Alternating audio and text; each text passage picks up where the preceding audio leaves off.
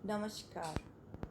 इससे पहले वाले वीडियो में हमने देखा कि जनजातियों की समस्याओं के क्या कारण थे। उसमें हमने देखा था कि किन किन कारणों से जनजातियों में समस्याएं उत्पन्न हुई हैं। उसमें पहला था बाहरी समाजों से संपर्क।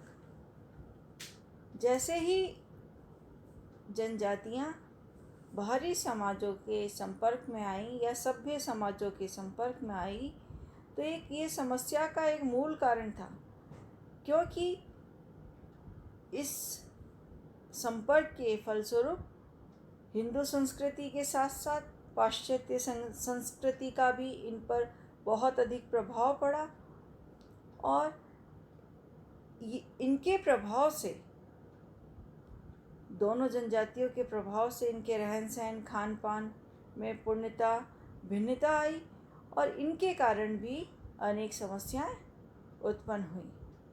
नेक्स्ट था ईसाई मिशनरी से संपर्क। जैसे ही मिशनरी इनके एरिया में आए, ये लोग उनकी कूटनीति को समझ ना सके और उन्होंने उनकी संस्कृति को ग्रहण कर अपने परिवारों में अनेक तनाव व संघर्ष की सृष्टि उत्पन्न करी।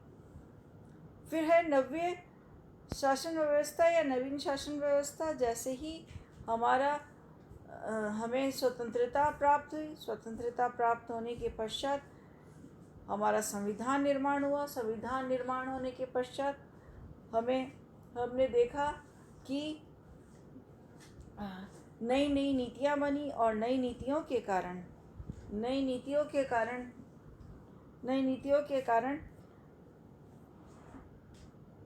जो अनेक कानून बने। अनेक कानून जैसे वन पे जहाँ जनजातियों का पूरा अधिकार था, और वहाँ वन विभाग आ गया, वन अधिकारी आ गए, अदालत आ गई, पुलिस आ गई।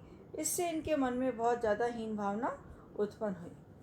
फिर नेक्स्ट हमने देखा था कि जनजातीय क्षेत्रों में वन संपत्ति और खनिज संपदाओं का होना, क्योंकि जनजाति का जनजाति अपना जीवन यापन जंगलों से प्राप्त उत्पादों से करती है। और ये जो खनिज संपदा है, जैसा हम कहेंगे कि वन संपत्ति में हम कहेंगे लकड़ी है, फल फूल है, जड़ी बूटियां हैं और अनेक उद्योग धंधे जो विकसित हो गए हैं नई नगरीय संस्कृति के कारण, क्योंकि वहाँ खनिज संपदा थी। इससे भी जनजाति दूसरों के संपर्क में आकर अपनी संस्कृति को भुला दिया है और एक तरह से वो एक विघटनात्मक स्थिति हो गई है। फिर है पृथक निवास, क्योंकि जनजातियों की सबसे बड़ा जो कारण है दुर्गम निवास स्थान है, साधनों का अभाव है और इनके कारण अनेक कठिनाइयाँ उत्पन्न होती हैं। फिर हमने देखा था कि बाहरी लोगों के द्वारा शोषण होता है कि अनेक साहूकार, व्यापारी, ठेकेदार, प्रशासक, पुलिस और लोग इनका शोषण करते हैं, क्योंकि ये लोग अशिक्षित हैं, अज्ञानी हैं और आर्थिक दशाओं में ये लोग उन्नत नहीं हैं। इनके कारण इन्हें अनेक रूप से इनका शोषण करना शुरू कर दिया गया था। आज हम देखेंगे जनजातियों की समस्याओं हेतु सुझाव। जैसे हमने देखा था कि जनजातियों की समस्याएं क्या हैं।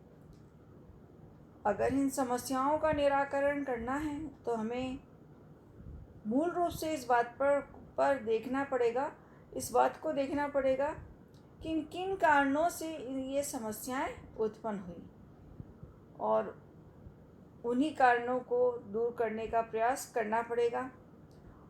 और अनेक प्रयास हुए हैं इस दिशा में, बहुत सारे प्रयास किए भी गए, लेकिन अभी तक पूर्ण रूप से स्वतंत्रता या सफलता नहीं मिली है इन समस्याओं को दूर करने में।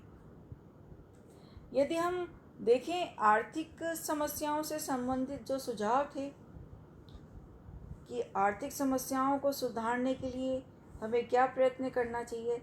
सबसे पहला, क्योंकि जनजाति का जो मुख्य जो जीवन यापन का तरीका है, यानी जिससे वो लोग अपने जीवन की आवश्यकताओं को पूरी करते हैं, वो है कृषि। तो इन्हें कृषि के लिए इनको पर्याप्त भूमि उपलब्ध कराई जानी चाहिए। साथ ही कृषि के जो आधुनिक तरीके हैं जिनसे अधिक उपज उत्पन्न हो सकती है और फसलें अधिक ली जा सकती हैं, उनसे जनजातियों को अवगत कराना चाहिए। साथ ही स्थानांतरित कृषि को समाप्त करना चाहिए और सरकार की तरफ से इन्हें कृषि करने वाले जो यंत्र होते हैं, बीज है, जैसे कृषि संबंधी उपकरण हैं, बैल है, इसको खरीदने के लिए इन्हें विशेष आर्थिक सहायता देनी चाहिए। साथ ही जो हम कहते हैं कि बाहरी लोगों के द्वारा जो शोषण हुआ है, जैसे जिससे उनको दास बना के रखा जाता है या बेगार या कम वेतन देकर उन्हें काम कराया जाता है, ऐसे जो दुर्व्यवस्थाएं हैं उनको दूर करना चाहिए। और जहाँ अधिक संख्या में जनजाति के लोग कार्यरत हों, वहाँ श्रमिक कल्याण कार्य विस्तृत रूप से करना चाहिए। साथ ही हम देख सकते हैं कि जनजातियों को गृह उद्योग या छोटे छोटे उद्योग जैसे रेशम कीट पालन है, मधुमक्खी का पालन है, मछली पालन है, ऐसे छोटे छोटे उद्योगों के लिए उचित प्रशिक्षण दिया जाना चाहिए ताकि वो अपना जीवन यापन कर सकें। साथ ही इन लोगों के लिए अच्छे मकान और जहाँ ये काम करते हैं उसके लिए उचित घंटे भी फिक्स करने चाहिए और सरकारी समितियों का विकास करना चाहिए ताकि इन्हें अधिक से अधिक रूप से रोज़गार उपलब्ध हो सके। ये तो थे आर्थिक समस्याओं से संबंधित सुझाव कि आर्थिक समस्याओं को दूर करने के लिए हमें क्या प्रयत्न करने चाहिए। अब दूसरा है सामाजिक समस्याओं से संबंधित सुझाव। जैसा हमने देखा था कि अनेक सामाजिक समस्याएं व्याप्त हैं, जैसे बाल विवाह की प्रथा को इनको समाप्त करना चाहिए और जो युवा गृहों का जो प्रचलन था पहले, उन युवा गृहों को वापस पुनरुत्थान करना चाहिए उन्हें, और उन्हें शिक्षा देने की व्यवस्था के रूप में उन्हें नए तरह से शुरू करने चाहिए। और साथ ही कन्या मूल्य की जो प्रथा है उसे जनमत के द्वारा उस प्रथा को में सुधार करना चाहिए या निराकरण करना चाहिए। साथ ही इनकी आर्थिक स्थिति में सुधार करना चाहिए जिससे इनमें व्याप्त कई बुराइयां समाप्त की जा सके। फिर हम देखते हैं सांस्कृतिक समस्याओं से संबंधित सुझाव। सांस्कृतिक समस्याओं से संबंधित सुझावों में सबसे पहले हम ये कह सकते हैं कि कोई भी सांस्कृतिक आयोजन जो किया जाए वो इन्हीं की भाषा में और इन्हीं की संस्कृति की पृष्ठभूमि के अनुसार करना चाहिए, क्योंकि अगर इन्हीं की भाषा में और इन्हीं की संस्कृति के अनुसार होगा तो इनका जुड़ाव अधिक होगा और इनकी संस्कृति बची रह सकती है। साथ ही समाजशास्त्री एल्विन कहते हैं कि ऐसे विश्वविद्यालयों की स्थापना करनी चाहिए जिससे इनकी आदिम ललित कलाओं की रक्षा की जा सके। फिर शिक्षा के द्वारा उन्हें वैज्ञानिक दृष्टिकोण प्रदान किया जाए जिससे वे धार्मिक अंधविश्वासों को अपने से दूर कर सकें, क्योंकि अंधविश्वासों में फंस के ये लोग बहुत सारे ऐसे काम करते हैं जिससे इनको आर्थिक और सामाजिक हानि होती है।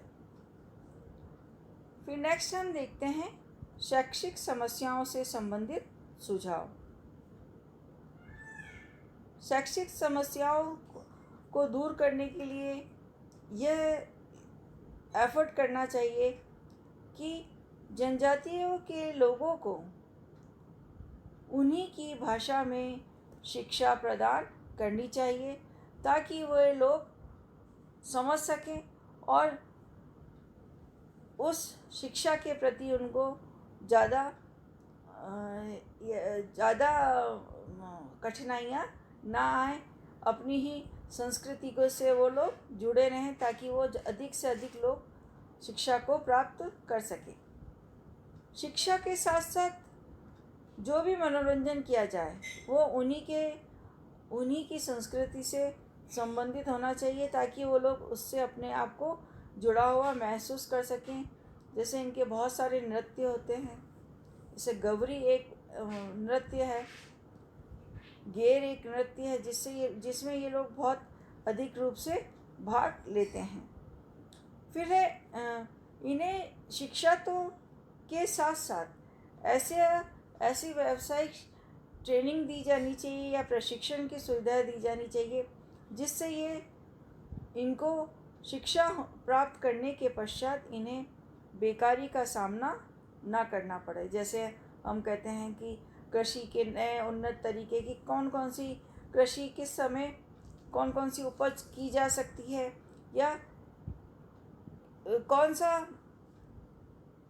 और नई नई फसलें ये अपनी भूमि पे उगा सकें, ताकि ये ज़्यादा से ज़्यादा आर्थिक लाभ कमा सकें। पशुपालन है, मुर्गी पालन है, मत्स्य पालन है, ऐसी इन्हें व्यावसायिक शिक्षा देनी चाहिए, ताकि ये अपनी शिक्षा प्राप्त करके बेकारी का सामना ना कर सकें। फिर नेक्स्ट है स्वास्थ्य समस्याओं से संबंधित समस्या, यानी ये एक बहुत महत्वपूर्ण समस्या है, क्योंकि एक बहुत बड़ा कारण है कि जनजाति के लोग बहुत दुर्गम निवास स्थानों पर निवास करते हैं, और आदिवासी क्षेत्रों में हम देखेंगे कि ना तो चिकित्सालय है, ना चिकित्सक है, और ना ही आधुनिक औषधियों की व्यवस्था है। तो हमें ये प्रयत्न करना चाहिए कि वहाँ पे चिकित्सालय, चिकित्सक और जो भी नए नए तौर तरीके हैं उन्हें उन तक पहुँचाया जा सके, ताकि उन्हें स्वास्थ्य से संबंधित हर समस्या को उनको समाधान हो सके।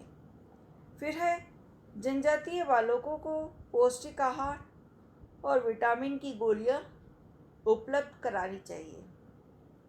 साथ ही जो बीमारियां हैं उन बीमारियों से संबंधित टीकों की व्यवस्था की जानी चाहिए, और साथ ही स्वास्थ्य के सामान्य नियमों से उन्हें अवगत कराना चाहिए, ताकि वो समझें कि स्वस्थ रहने के लिए हमें क्या क्या करना चाहिए। विशेषकर सफाई की व्यवस्था के बारे में समझाना चाहिए। फिर है मोबाइल हॉस्पिटल्स जो होते हैं या चलते फिरते हॉस्पिटलों की व्यवस्था करनी चाहिए, ताकि क्योंकि ये लोग दुर्गम निवास स्थान पर रहते हैं, एक जगह नहीं रहते जहाँ इनकी कृषि भूमि होती है, वहीं पे ये लोग अपना घर बनाकर रहते हैं। इसलिए चलते फिरते अस्पतालों की व्यवस्था की जाए, ताकि ये स्वास्थ्य से संबंधित लाभ प्राप्त कर सकें।